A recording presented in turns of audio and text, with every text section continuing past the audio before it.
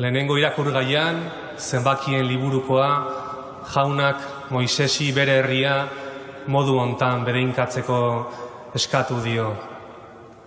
Bedeinka zaitzala jaunak eta zaindu. Ager diezazula jaunak bere aurpegi argia eta erruki dadila zutaz. Ager diezazula jaunak bere aurpegia eta eman bere pakea. Asisko San Francisco asko maite zuen bedeinkapen hau. Eta oraindik bere eskuz idatzita gordetzen da. Oso gogokoa zuen, bedeinkapen hontan esaten dana oso berezia dalako, oso berezia. Jaunaren aurpegiak bedeinka nazala. Eta begirada honen ondorioz, pakea etortzen dela, esaten da. Ume txiki batek bere gurasoen begirada bilatzen eta estimatzen du. Eta amaren edo aitaren begirada hori bilatzen badu eta aurkitzen badu, lasai dau, lasai eta pakean ume hori. Evangelioan hartzaiek zeo zer gertatu dela entzun, hara gerturatu, eta beren begiekin ikusten dute. Haur bat ikusten dute, askan etzana.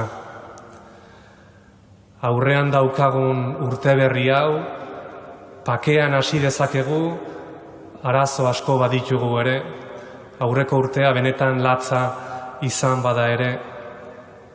Urte berria, barne pakean hasi dezakegu, guk jangoikoa zein den badakigulako, bere aurpegia ikusi degulako. Mendeetan zehar askotan eta era askotara hitz egin zen jangoikoari buruz ona zela esanez. Orain ere jangoikoa ona dela dakigu, baino ez bakarrik hitzez. Jangoikoaren gertutasuna, xamurtasuna eta errukia haurtxo honengan ikusi dugu.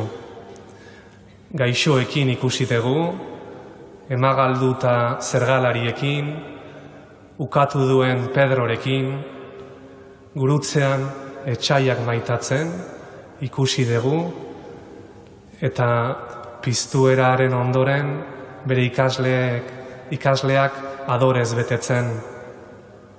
Guk jangoikoaren aurpegia ikusi dugu, bai.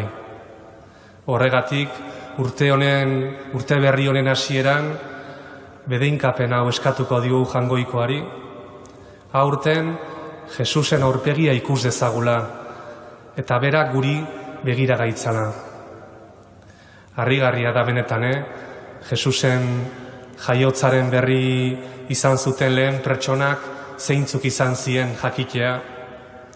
Hartzai batzuk, Jesusen salbamena, beste inoren aurretik, hartzai batzuengana etorri zen. Eta hau nola ba, zergatik? Kasualitatez handi pasatzen zielako? Ez da kasualitatea, Pentsatzen badugu, pentsa dezagun itunzarreko pertsonai garrantzitsuenetan. Abraham hartzaia zen. Moisesek 40 urtez desertuan hartzai izaten, ikasi behar izan zuen, Israelgo herria Egiptotik, askauta aurretik, David erregea ere hartzaia zen. Eta orain, salbamena hartzaile iristen zaie lehenengo. Hau zergatik daula. Hartzaile gehienetan, kanpoan, aire zabalean, loiten zuten garai hartan ardiak zaintzeko. Eta ardien jabeak ez zien beraiek izaten, normalean jauntxo batzuk. Oso lan gogorra zen, diru gutxi ematen zona, segurtasun gutxikoa eta bakarrade handikoa. Jangoikoaren semeak nori erakusten dio bere aurpegia lehenengo. Segurtasunik ez dutenei, bakarrik daudenei, ahul sentitzen eta ezagutzen direnei, hartzai hauei. Guk normalean segurtasunak bilatzen ditugu bizitzan. Baina evangelioak esaten diguna, harrigarria da, ez da hori, harrigarria da. Seguntasun falta hortan, estutasunean, jaunaren aurpegia ezagutu, eta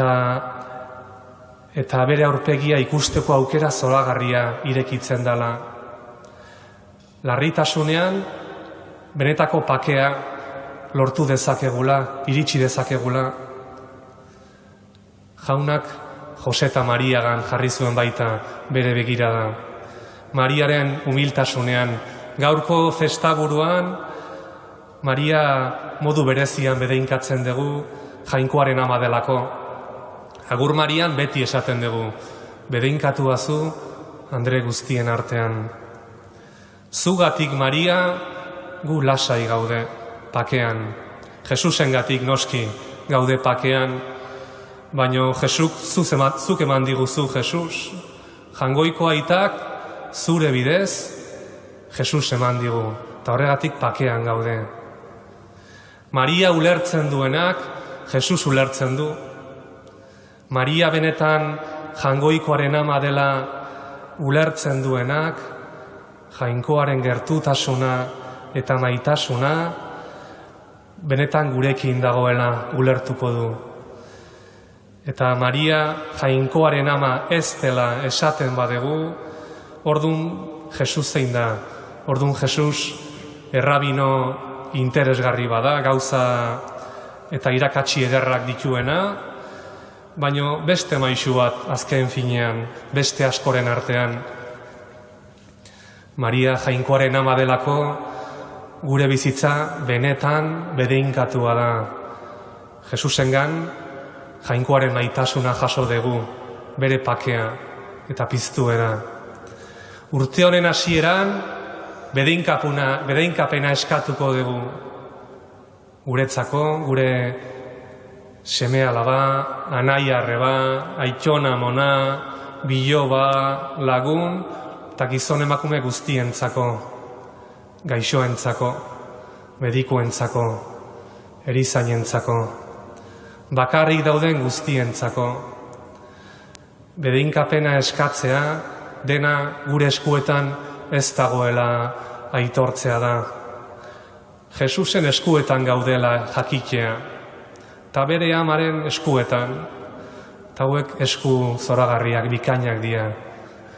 2021 urte hontan, Jaunaren aurpegia ikus dezagula denok, gure ibilera guztietan. Honela izan bedi.